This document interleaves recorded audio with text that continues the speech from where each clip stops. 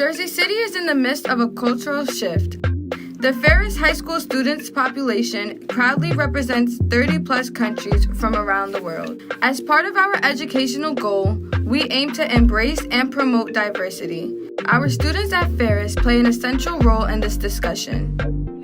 So, hello everyone, my name is Nadei Fatou Traoré and I am Senegalese. I am a senior at Ferris High School and I am a former ESL student, and I am here to talk to you guys about my experience. Good morning, my name is Ashley Pereira. I am from the Dominican Republic and I'm a junior in Ferris High School and I'm an exited ESL student. Hi guys, my name is Mohamed Atia. I'm Egyptian, I'm a junior at Ferris High School and I'm a current ESL student.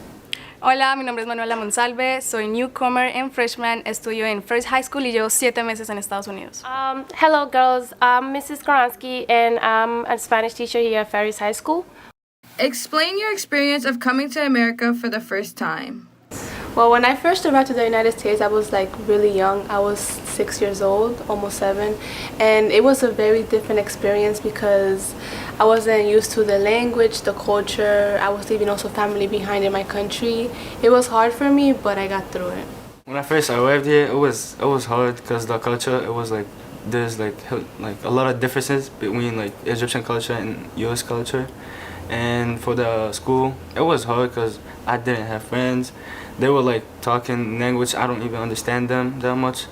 Yeah, it was hard. So for me, I came here when I was like 5 years old, and I can say that it was very challenging coming to a new country. First, when you don't know how people are going to treat you.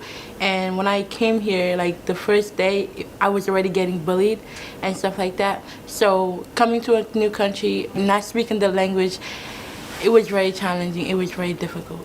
Mi experiencia ha sido muy bien hasta ahora, he aprendido mucho sobre culturas diferentes en este país, me ha parecido que reciben a las personas muy cálidamente, te hacen sentir como que te puedes hacer parte de este hermoso lugar y no te hacen sentir como que estás en otro lugar, o sea, te hacen sentir cómodo. Al principio pensé que no iba a haber ni un latino, pero cuando llegué aquí me sorprendí porque en realidad hay muchos latinos y te encuentras personas de tu país y es como muy bonito porque es como, ay, wow, estamos en otro país, pero aún así puedes ver personas que te hacen recordar tu hogar. What is the biggest misconception about ESL students? So for me, the biggest misconception is that people think you are dumb and you are slow. For me, that's the biggest misconception, and it's not actually the case. Like for me, I speak 5 languages, so to have to process the languages that I speak to English, it is very difficult. First of all, I have to understand it to the first language I speak really well, and then after try to get to understand it in English, which is very difficult. So it's not that I'm slow, it's the fact that I'm trying to process what you're saying, I'm trying to process what I'm reading. So a lot of people think of ESL students as people who are different when they actually isn't. They just have their own way of understanding things and their own way of, you know, expressing what they have to say or expressing how they feel, basically. That's great. And they also think that they are old-fashioned as well. They also think that they're old-fashioned when it's not that. Like, they have their own cultures, they have their own way of speaking, they have their own way, like they have their own culture basically. And you know, coming here is not easy to just be like the people here, to wear the same clothes that they're wearing. They have their own cultures basically, so they think that they're old-fashioned when they're not. They're trying to adapt, they're trying their best. So yeah. That's nice. That's so nice. How would your old self feel about this new experience? Okay, so my old self would be really proud because, like I said before, there's always going to be that one person that always has something to say. So I would just be really proud of myself, and to see like the way I express myself in English now and the way I can have a conversation with somebody, my little self would be very happy and just like very accomplished that I am here where I am today. Yeah, as well, my old self would be very proud of the person that I am today, and we're speaking a lot of languages and what I have learned throughout the process also. So I never thought that I would I would have been the person I am today. I never thought that I would have been able to accomplish all that I accomplished today and speak like English like that. So I never thought that. So it would be very proud of me and everything that I achieved and everything that I learned throughout the process as well. Same, my younger self will be proud because I never thought I was gonna speak English very well and read it and write it. Because when I was young, I didn't really like English when I used to learn it in Egypt. So I never thought I'm gonna speak to someone like English and say a whole conversation in English. I think my younger self will be super happy and proud. Yeah, very proud, because in the beginning it seems like an impossible dream or goal when you come here and you don't know anything about not only the language but the culture as well.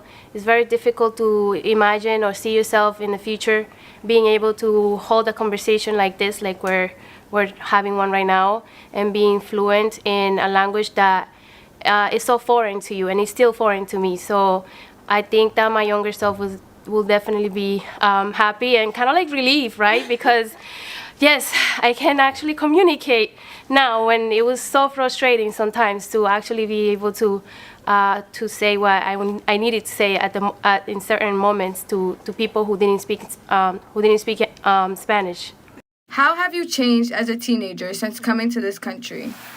Yeah, like before I would just wear ballerines and like sandals and all that. Now I'm wearing Air Jordans. Now I'm like, you know, I look good. Now I'm wearing I got some long braids. Before I used to have braids that were all here. I used to have beans and all that. Now I'm wearing long braids and now I look dope. So now I'm wearing Warby Parker.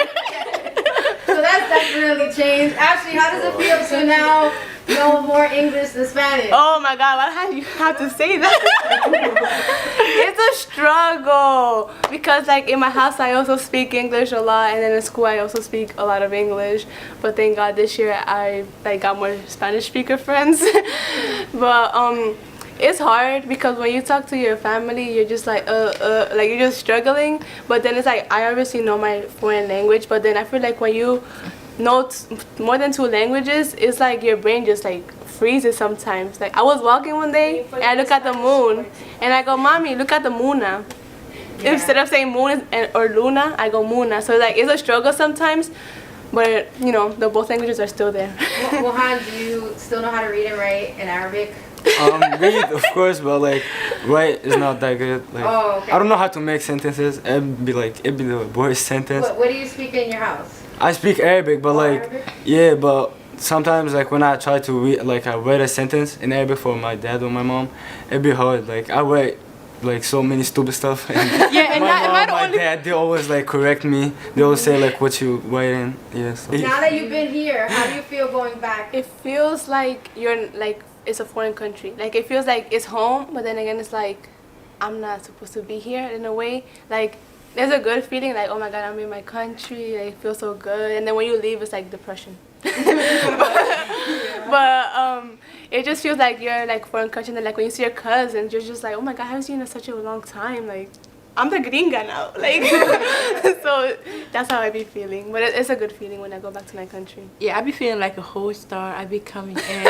I'm speaking English. I'm dressing a different way. You know, it be feeling different. I'm making all these food. I be feeling different. I be feeling like a whole star. Rihanna, people. I be feeling like Beyonce just walked in. I be like put some respect on me and all that. I be turning my hair. I be like it be cool. I be feeling like a whole star. I feel like a whole star. I be feeling like a whole star. And I don't even want to speak my language no more. I'm like, oh, excuse me? Excuse me?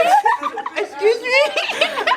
I'm like this with my phone and everything like that. I be having a phone that like not many people haven't had yet. So it be like I be flexing a lot. Whoever's watching this video, please stay humble. Stay humble. Stay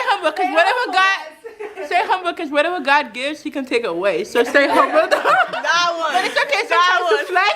Don't forget where you're from. Okay? Keep your cultures. Don't forget where you're from. Thank you for watching, and remember to always be proud of who you are and where you come from.